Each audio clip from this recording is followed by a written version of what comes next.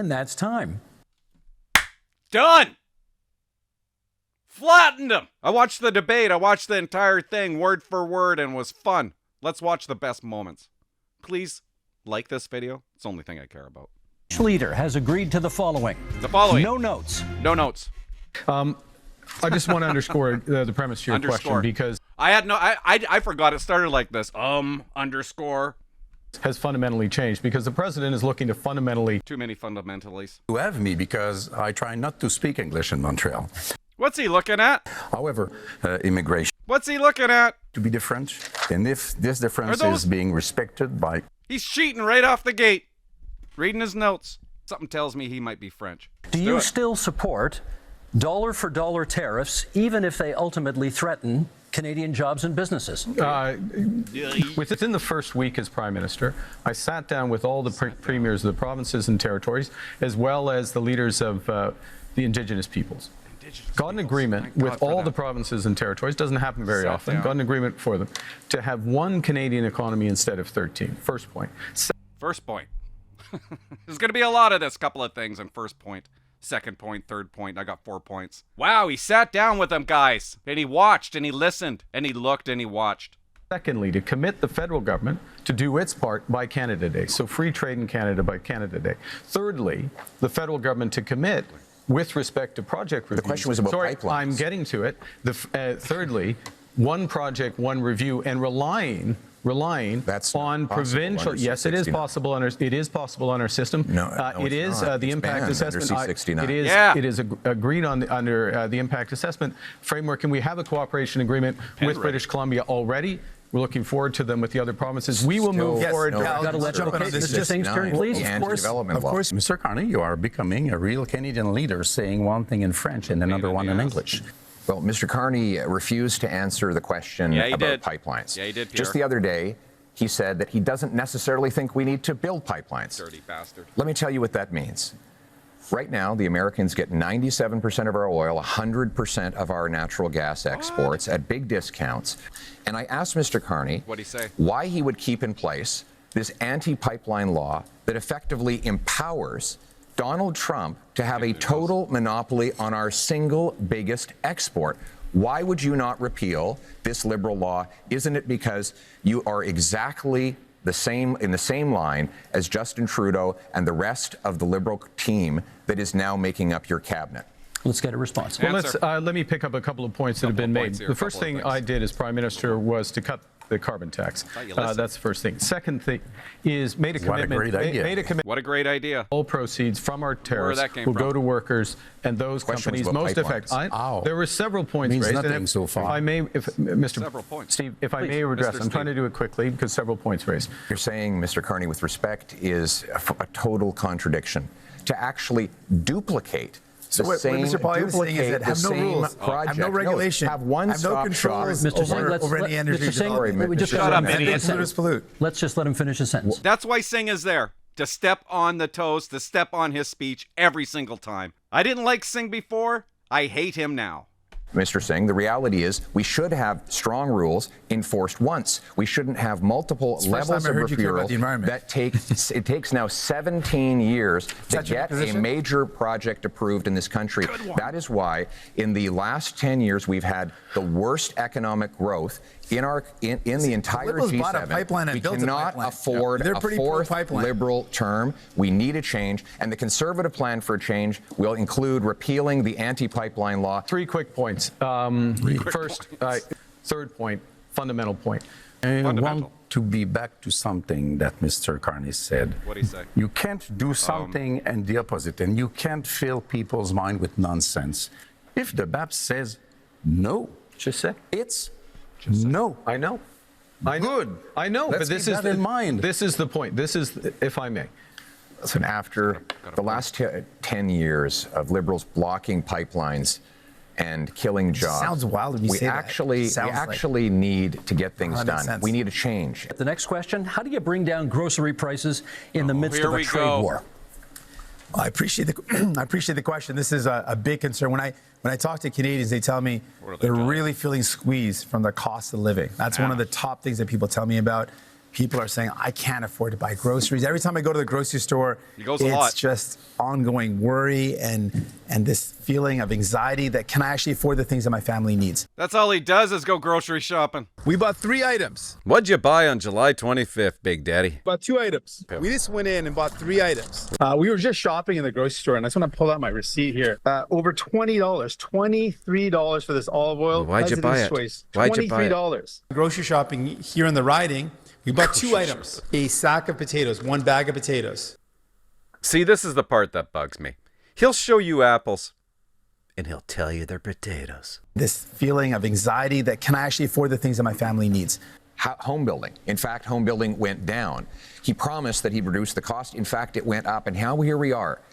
Mark Carney is asking for a 4th Liberal term, repeating the exact same Liberal promises that priced you out of a house. Okay. I know it may be difficult, Mr. Poilievre. You spent years running against Justin Trudeau on the carbon tax, and they're both gone. Okay, they're both gone. And we're doing in a a good new impersonation of them with the same policies tonight. Very different. Look, I'm a very different person from Justin Trudeau. Focus is on results. Were you his economic advisor? And so how to drive in and lowering the emissions and the run costs of those homes by another 20%. This is how you drive affordability. This is how you bring young people back into the housing. Exactly what Trudeau and then Mr. promised. Singh. You claim to be very different from Mr. Trudeau. You say you are a great negotiator. What have you negotiated but fiscal paradises in Bermudas or Cayman Islands? You have to prove something, and you have to reveal what you own in those companies if you want people to believe you. First of all, Mr. Singh, the Toronto Star debunked your falsehoods. It was 6 homes, and I appreciate neither Liberals or NDP are very good with math, but in that year, the year I was the minister, if I could, which is great. The year I was, let's let him answer. The year I was minister, we had 200,000 homes built, and guess what the average price of a home was at the time? $450,000. And guess what happened and at the end of the Conservative reign? one bedrooms rented out for $900, and that's since that time, housing costs have actually doubled under the Liberals. They doubled and now we have Mr. Carney making tens of billions of dollars of spending promises that will ultimately continue to build bureaucracy. We don't need more bureaucracy in Ottawa. We tried that for 10 Liberal years, Mr. Carney. What we need is to build homes in communities. And that means axing taxes on home building and getting the government out of the way so that builders can actually build. I think, Mr. Carney, you are on housing. We need a change, and you, sir, are not a change. Mark Carney.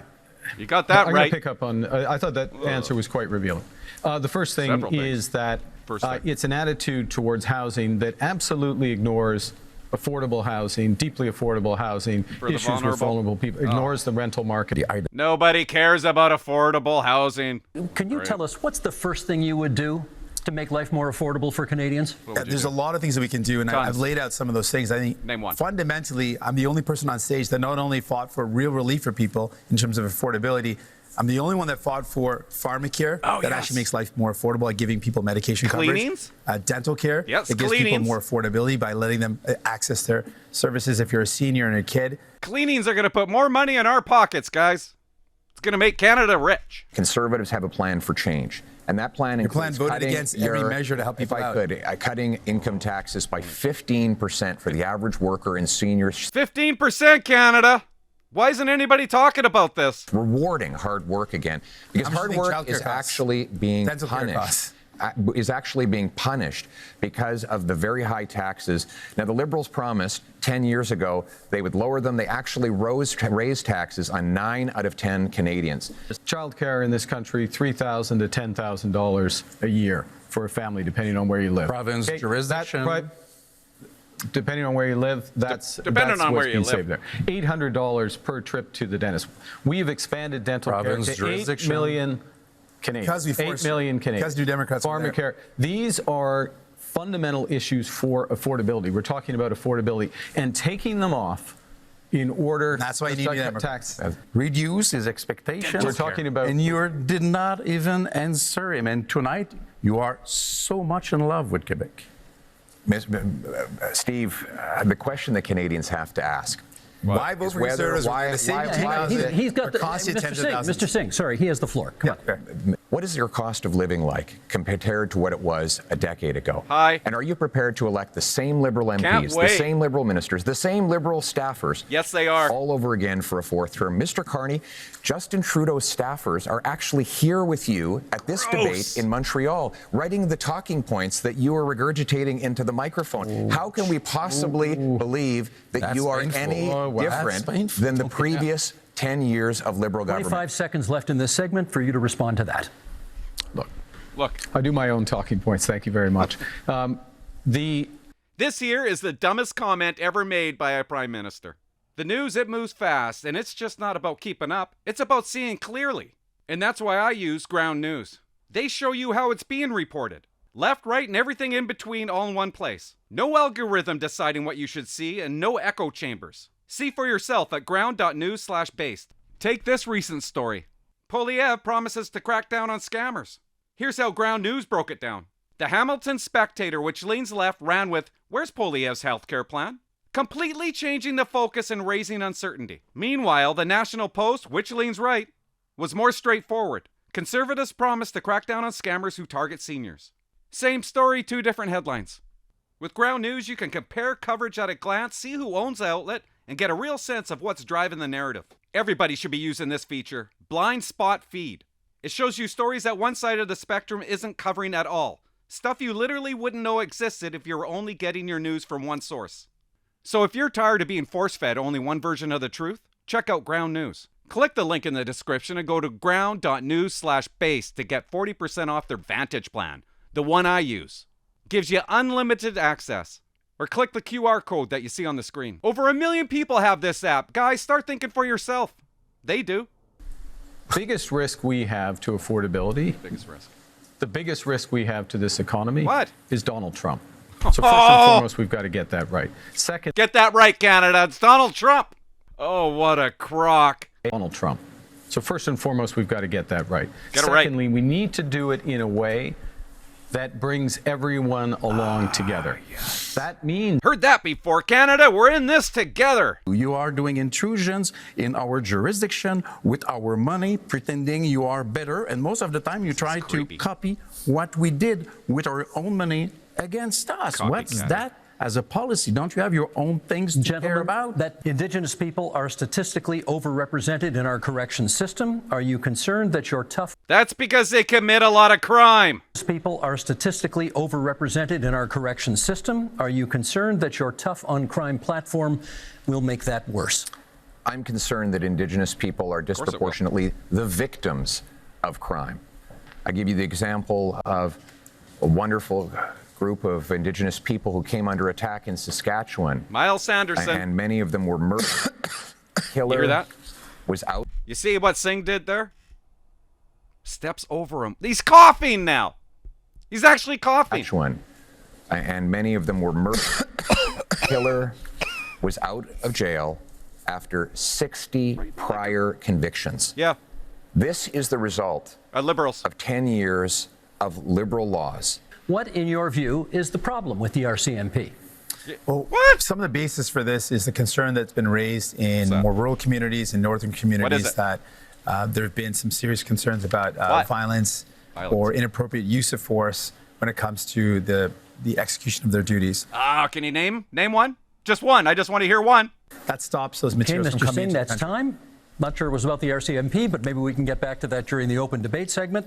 You don't. The case in question was a gentleman who went into a mosque and shot dead 6 innocent worshipers. He got, according to this ruling, only one 25-year sentence. Sounds fair. Meaning he can be out in his 50s. He only serves 4 years for every murder that he carried out. That is outrageous. And I will use the constitutional powers that are created for this purpose to ensure that mass murderers stay in maximum security penitentiary for life. They will only come out in a box. A dirty box. And if there's a body in it, it might be a moist box. Withstanding clause of the Charter. I think that the what do you think? One of the core responsibilities of the federal government, Prime Minister, is to defend the fundamental rights and liberties of Canadians. The bad guy. And those fundamental rights and liberties of Canadians the bad guy. are outlined in our Charter of Rights and Freedoms. I think it's a very dangerous slope to override judgments of the Supreme Court of Canada. In fact, bad the guys Charter have of Rights rights and Freedoms exists to protect Canadians from bad guys. people like us on the stage. Much of the violent crime that's committed is committed by illegal handguns and firearms that come across the border. No, it isn't. How many people got shot in your town today? I'm interested in the rights of victims. Mr. Carney seems to be very interested in the rights of criminals. Yeah, he does. He says that it's dangerous for me to ensure that mass murderers stay behind bars for life. You know what's dangerous? What? Turning them loose on our streets. I don't think you appreciate, sir, the chaos that is unfolding in communities. In Toronto right now, the police have been forced to tell people to just let the thief steal the car. When they break into the house, just take the keys. Just let them take the keys so that you don't get hurt. People are living in terror in many of our communities precisely because of the catch and release bail law, C-75, which requires judges not gonna do a release thing. the accused at the earliest opportunity under the least onerous conditions. And every single member of your Liberal caucus and your Liberal cabinet voted in favor of this bill, and they are all determined to keep it in place despite constant promises to the contrary. Sick. Mr. Carney, Canadians deserve to live in peace and security. That is the right that I'm fighting for a change. I'm fighting for that as well. And let me be specific about two things that have been raised. Two things. The first is with respect to these issues of car theft, home invasion, and I'll use the GTA area where there has been a sharp increase. How do you attack that? You attack it several ways. One, which is we have to reinforce our frontiers. That's why we're committing to an extra 1,000 Canada Border Service agents, an extra 1,000 RCMPs. That's why, as part of the broader... You're not going to get an extra 1,000. What does that mean? It gets extra 1,000 RCMP. He's not getting an extra 1,000 RCMP. The RCMP are having a tough time coming up with 100. The of those gangs, from the drugs being sold by those gangs, from the guns and whatever else being stolen, what? Sale being by those gangs. Sold? And not stolen, being, you purchase a thing and He's having a meltdown. sold by those gangs. And we mostly have to protect our kids from being recruited by those gangs, becoming violent at 13 and 14 and 16 years old, because this is the real fear of parents like I am. Should Canada build new pipelines to get our oil and gas to market? No. Well, it's not an approach I favor with public money. There's not any projects that are on the table, No so point. it's not specific. And we're not just talking about a climate crisis in the far future. We're living it right now. I remember I met a mom a couple of years ago before I had kids. Yeah, I remember. Who told me she was worried about taking her kids out on some days because of the forest fires in BC. It meant that it was unsafe for kids to go outdoors. Well, that lady needs to get a goddamn grip, because I don't think there's too many children dying in wildfires. That we are in a crisis. We need to act with maximum force. And having a process and a consultation, but a consultation with a purpose, which is to identify those projects, those investments of national interest that are really going to move the dial in terms of growth, jobs, energy security, well-being consistent with long-term competitiveness, which necessarily means lower carbon. And the past number of years, the Liberal government record is one where we have spent the most subsidies compared to any other country in the G7 on subsidizing oil and gas. These are highly profitable companies. You voted I think that's for the it. wrong thing to do. We fought against it again and again. No, you voted and then for the it Liberals have over continued and to again. do it. And so You want to apply a massive industrial carbon tax on Canadian mines, Canadian steel mills, Canadian aluminum plants, You want to let them just pollute as Canadian much as they oil want? and gas, and your idea is to double the tax that Trump is applying by hitting them a second time. This will do nothing for the environment. It will actually ship our jobs south of the border, Mr. just Collier's plan is let them like pollute as much as they President want. Trump Not a good wants. My plan is to bring that production home here to Canada while bringing wants to home let the big jobs polluters for our pollute people as much as they want. We have to let him at the finish. same time. Yeah, okay, idiot. I'm going to make 3 points. I'll make 4 if you want me to respond to that, but I want to make 3. Guys, when you're talking to somebody, you don't have to tell them how many points you're going to make. Okay? Just say the points. The first is how much will the industrial carbon tax add to the price of a car? Yeah. So the first thing I want to say is I'm going to address the broader point. Broader point is the entire absence of a climate plan from Mr. Poilievre, which, by the way, is refreshing. Put our industry and our country at a disadvantage as we're looking for new trading partners. Guess what? We're designing a program so that the big polluters pay Canadians at home for making responsible climate choices, for retrofitting their home, getting their emissions down, or improving otherwise. And that... I just need to get a new dishwasher. It's smart climate policy. It's better for the big polluters, and it's better for Canadians. Chair Poilievre. Mr. Carney didn't answer my question. Yeah, I asked how much would an industrial carbon tax on Canadian steel add to the price of a car. He won't answer because he knows that it will be very expensive because there's lots of steel in cars. There's thousands of dollars extra cost. I actually do know the answer to that question. What is it? When you add taxes to steel, you raise the price of everything that uses steel. When you add taxes to the price, when you add the carbon tax onto the price of, for example, fertilizer, you increase the price of food. Singh is there for a distraction. So while Mr. Carney has temporarily hidden the Liberal carbon tax at the pumps while keeping the tax fully in law and planning to raise it after the election, he's also going after a tax on our industry that will ultimately be passed on to you. So, Mr. Singh, I want to ask you, do you think climate change is still a priority from Canadians? You're out there. What are you hearing? Absolutely. You speak to any young person and they think, what? No, we're seeing climate crisis in front of us happen. My kid can't even sleep at night. Absolutely, guys. Are you nervous? Are you anxious? Are you freaked out? Any young person, and they think, no, we're seeing climate crisis in front of us happening right now. We're living in a climate crisis. So Canadians are absolutely worried about it. Mr. Poilievre wants to let big polluters pollute as much as they want. Poison our beautiful land, our water, and air. He wants to let them dump into our oceans. Dump what? Hey, man. I got a question for you. Did you sleep last night? Yeah, why? I was wondering if the climate was worrying you. The climate? Yeah, climate change? Isn't it keeping you up at night? I'm 15 years old. I could care less about the climate. Jagmeet Singh says you're really concerned about it, though. Okay, if you ever need anybody to talk to about the climate, you come see me, okay? I'm here for you. I guess he's lying. My kid's lying. I'm going to fight back and defend our environment. Monsieur Blanc.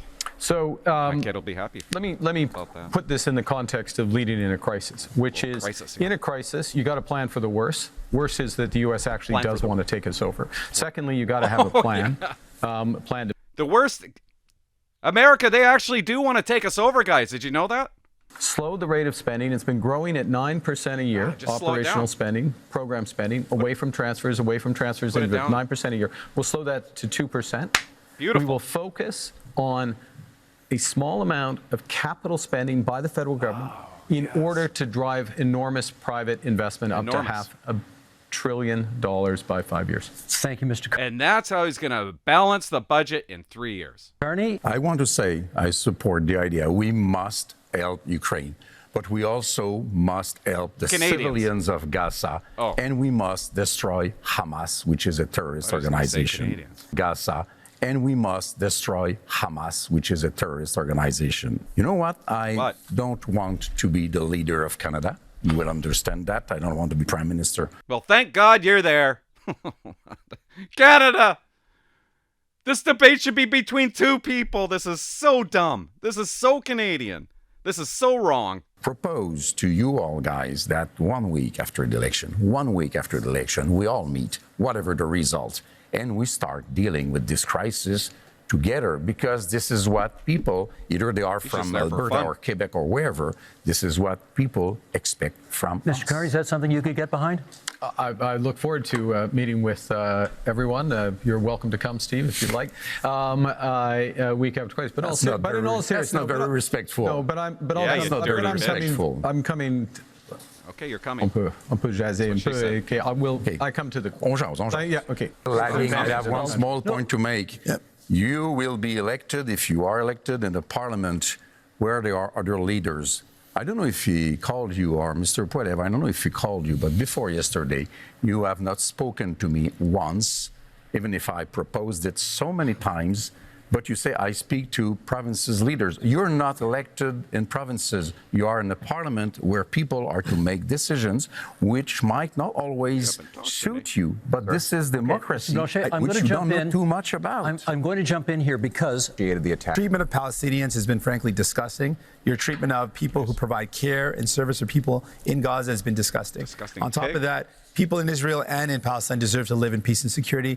And Mr. Carney, to date, you've not acknowledged that what's going on in Gaza is now clearly become a genocide. It's important to call things out as they are, and you've not done that. Mr. Carney. Bring our population up to 100 million people. They have allowed massive overcrowding in our communities. That has caused housing shortages, job shortages, Don't blame and immigration for the fault of your government. And if I could, the fact that you did not I invest didn't in interrupt housing, you. I did you not built interrupt 6 you, homes. sir. I did That's not wrong. interrupt you. Don't It is- blame I do not people. blame Your if I could. failures. Let him finish. This is crazy. Let him finish. We have to get back to normal That's what she said. levels of immigration. Mr. Carney, as chair of Brookfield Investments, your company is one of the biggest tax dodgers in Canada. As chair, you approved decisions where Brookfield Investments bought up Papers here. affordable homes, kicked out the tenants, and jacked up the rates. Is he As talking? Prime Minister, one of the first things you did was a tax cut that helped out mostly millionaires.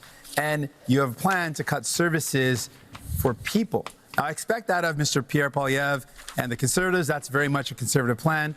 But my concern is that doesn't sound like what people want for a Liberal leader. So my question to you is, Mr. Carney, whose side are you really on? Thank you you're done very talking? much for that question, Mr. Singh.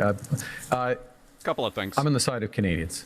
We're in Quebec. Right. If you ask anyone in the finance industry, if you ask anyone in government in Quebec in 2008, they'll know that I resolved the biggest crisis We'll do that. in Quebec. Yeah. You won't have fun. On y va. Good, but 60 million But of may I? dollars. But I'm This in is for fairness these two only. with Mr. This is for Singh. these two. Mr. Singh, may I make a core point here, if I may? No. Will you, before the election, reveal all the details of your assets, as Mr.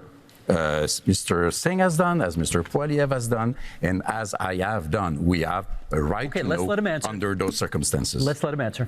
Well, the first thing is I want to say a word about. I'll say a word about Brookfield. This is a Canadian success story. It is the largest infrastructure investor and developer in the world. I have left that. I have followed all the rules well in advance. So let's I have followed reveal all your the assets. rules well in Let's advance. reveal your assets like And- we all did. And working for the people of Canada. What do you own? Why And that is don't time, you John. tell What do you own, Canadians bitch? and That is Quebecers time. what you own? Monsieur Blanchet, we're moving on Time's to Mr. up. Poilievre now, who has his opportunity to answer it. ask the question Time's of up. whomever he'd like here, and that will be. Mr. Carney, but if I could Look him up. begin by setting the stage. The choice in this election is, after a lost Liberal decade of rising cost and crime and a falling economy under America's thumb, do we want to elect them to a 4th term? Or do we want to change? Change so that you can afford food and homes. Change so that you can be safe on your street, and change so that your paycheck grows faster than your cost of living. Change with a new Conservative government.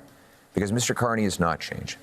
Mr. Carney, in 2020, it was recorded, you began advising Justin Trudeau. It's still on the Liberal Party website today that you are Justin Trudeau's economic advisor. They might want to update your website on that. On June 3rd of 2021, you said that inflation would be a sign of economic progress. And you advised governments, including Justin Trudeau's, your Liberal government, to print money, which led to the worst inflation crisis in a generation. Now, that means that mothers went to bed with empty fridges and empty bank accounts, worried how they'd feed their kids, that seniors worried they'd be evicted I don't mean to interrupt this, but this is why he won the debate right here. from their homes, that young people believed they'd never be able to own a home in the first place. Now, in retrospect, that you look back on the Liberal decisions that you advised Justin Trudeau to take, will you look at the camera in the eye and apologize to the many people who suffered as a result of the inflationary policies that you advised Justin Trudeau to implement? You know, I said earlier, but I'm going to say it again. I know you want to be running against Justin Trudeau. Justin Trudeau isn't here. Are you denying you were his economic advisor?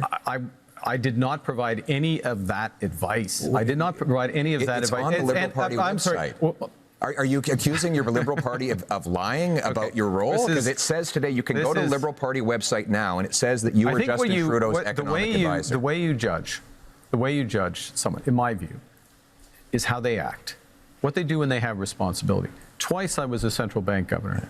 And in both cases, if I may, in both cases when I was responsible for inflation, inflation was less than 2%. I'll add that when I was here responsible for the Bank of Canada, inflation was less than 2%.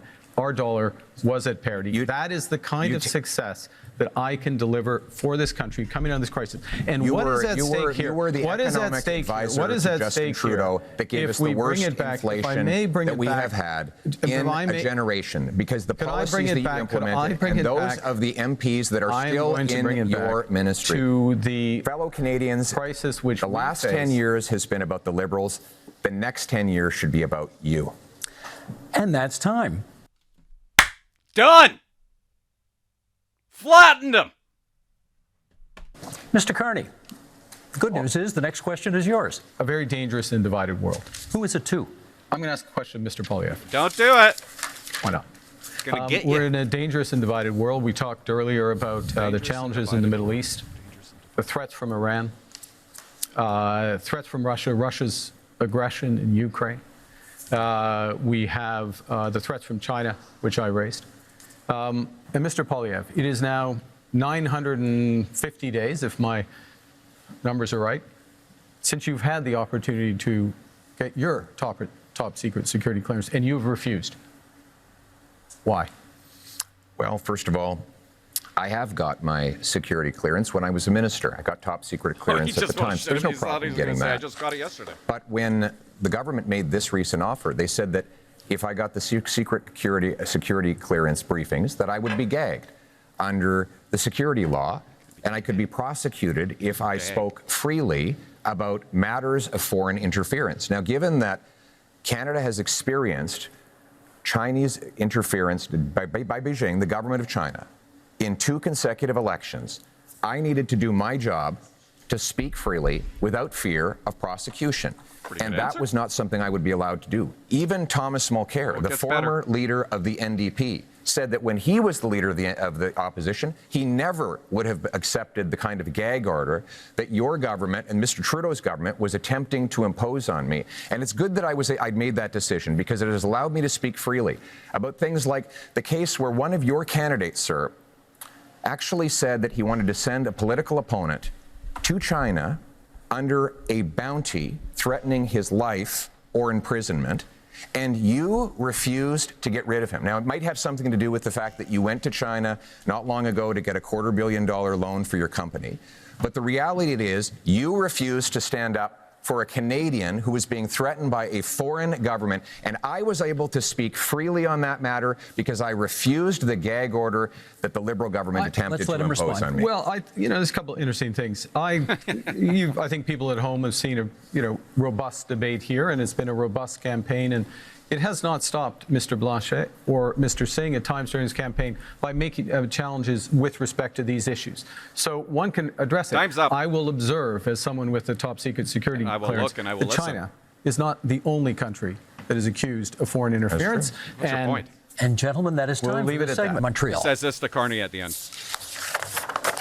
Oh, thank you. I enjoyed that. Yeah. I enjoyed that. And there you have it. The English. I enjoyed it too, and I didn't mind the moderator. He wasn't too bad, actually. I've seen worse. Ground News, guys. What Ground News is? Their articles on Ground News right now are unbelievable because it shows you what Canada is reporting, and it shows you what Canada isn't reporting. If everybody had Ground News, Poilievre would win by a landslide. What's that?